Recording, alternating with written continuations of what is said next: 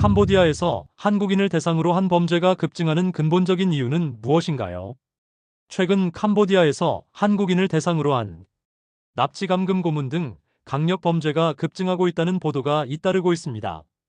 아래의 현황과 급증 원인을 정리해드립니다.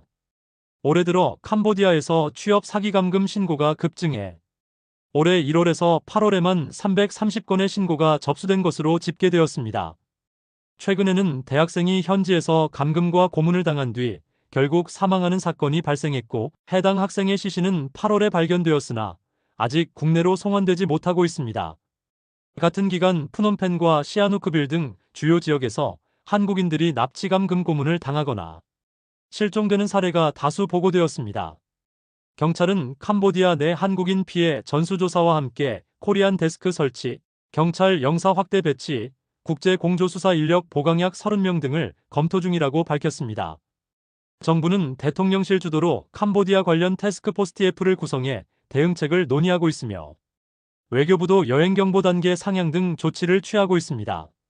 언론 보도들은 캄보디아 내 범죄가 급증했음에도 외교 당국의 초기 대응이 늦었다는 비판을 전하고 있으며, 외교부가 9월 중순에야 여행경보를 상향한 점을 지적하고 있습니다.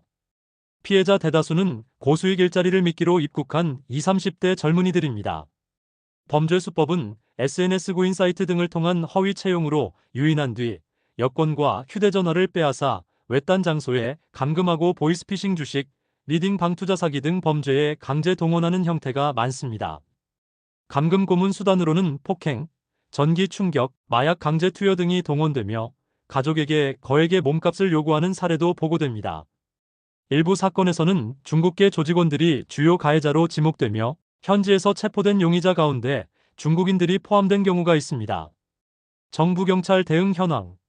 경찰청은 캄보디아와의 수사 공조 강화를 위해 국가수사본부장 방문, 인터폴 등 국제기구와의 공조, 현지 코리안 데스크 설치 협의 등을 추진하고 있습니다.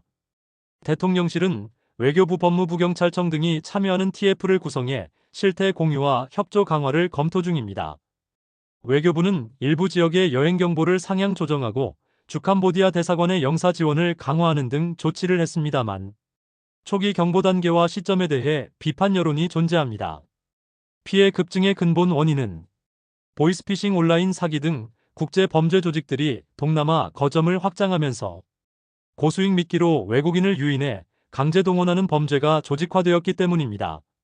중국 등 다른 국가의 단속 강화로 범죄 조직이 법 집행이 상대적으로 약하고 부패 문제가 제기되는 캄보디아로 이동한 점이 영향을 미쳤습니다.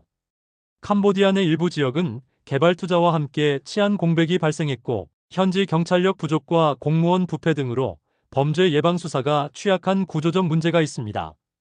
코로나19 이후 경제적 어려움이 확산되면서 고소득을 미끼로 한 허위 채용 광고에 취약한 청년층이 늘어난 것도 원인으로 지적됩니다. 범죄 조직들이 SNS, 텔레그램 등 온라인 플랫폼을 활용해 광범위하게 모집 광고를 내고 피해자들을 조직적으로 관리 감금하는 방식이 발전한 점도 한몫합니다. 정부는 코리안 데스크 설치, 수사 인력 보강, TF 구성 등 대응을 강화하고 있으나 현지 협조 확보와 절차적 문제로 단기간에 해결되기 어려운 과제가 남아 있습니다. 개개인은 고수익 채용 제한에 대한 경계, 여행 경보 확인, 여권 신분증 보호, 긴급시 대사관 영사 콜센터 연락 등 기본 안전수칙 준수가 필요합니다.